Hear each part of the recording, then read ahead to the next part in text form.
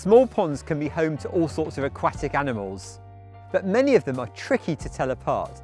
Luckily, I've got some help today, so let's do some pond dipping. Right, how do we go about catching things in this pond? Okay, so firstly, the top safety tip is to kneel down, and then we take the pond net and we go in a gentle figure of 8 motion. Just like this, you can go as deep as you want. And then when we're satisfied, we take out our pond nets and we have a look inside at what we've caught. And do you want a tray to put something in? There we go. Okay. And then we turn the net inside out, give it a wriggle, and then we have a look at what we've got inside. Oh, is that a tiny ram's horn snail? It is, that's a really tiny ram's horn snail. We've got some duckweed in there as well. And we've got small little water fleas. Really tiny creatures in that one? Yes. Cool, well I want to have a go now. Jordan, what have we got here? So here we have some smooth newts. And how do we know that that is a smooth newt? So a smooth newt is the most common newt in the UK, and they're normally out about this time because it's breeding season. So about February to April, leading into the summer months, they're normally most active. We can also tell they're a smooth newt because if I just pick one up here, you can see the black markings, almost like patches, black patches all over the body.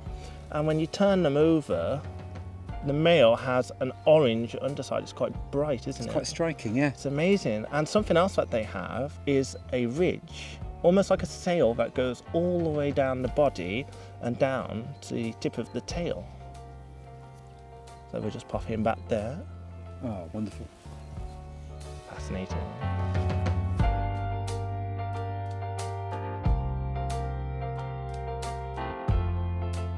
Richard, what have we got here? So these are damselflies, which are predatory insects that you'll find in ponds. They're fairly easy to identify because they've got quite long bodies and they have quite an angular sort of head. And the key thing is they've got 3 tails at the back which look like leaves sticking out of the rear end. The thing you're most likely to confuse them with would be dragonflies, which are a lot bigger. Same sort of shape probably, but without the 3 leaf-like tails at the end of the body. And dragonflies are also very big carnivores. Much chunkier, aren't they? Yeah, yeah. And there are some dragonflies that look almost like spiders, but the usual one you see is the long-bodied one. So. And you know exactly what type of damselfly these are, don't you?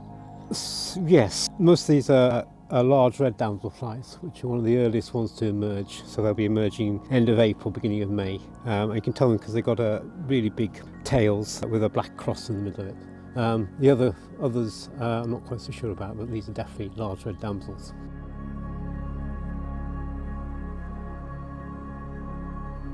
Jordan, what are these massive beasts swimming around in this tray? They're huge. Yes, so these are great diving beetles, and these are the top predator in our ponds. And yeah, they're ferocious predators. They eat pretty much everything. Even fish, I think. Yes, small fish. My goodness. They're propelling themselves around the tray here with these big back legs. How are they doing that? So yeah, they have big long back legs and they have like hair-like structures on them, and that basically helps them go through the water. So you can see the way they're moving. They're kind of propelling themselves forward. And they can fly too, can't they? Oh yes, they can fly. Yes, they are pretty fascinating flyers as well. They fly from pond to pond as well. And what's in this tray here? There's some creatures in here that are swimming upside down. Yes, they're quite fascinating. They're called back swimmers, and they're a type of bug, and they're also another ferocious predator like the great diving beetle. So these interesting bugs, they feed on creatures that are unlucky enough to fall in the water, like small flies, little beetles. So another fascinating fact about this wonderful creature is it has something called counter shading. So they're dark on the top and light at the bottom, and that is so that predators from above can't see them, and predators in the ponds below can't see them either. Clever. It is clever. Why not make your own garden pond, or find out if you can try pond dipping at your nearest RSPB Nature Reserve?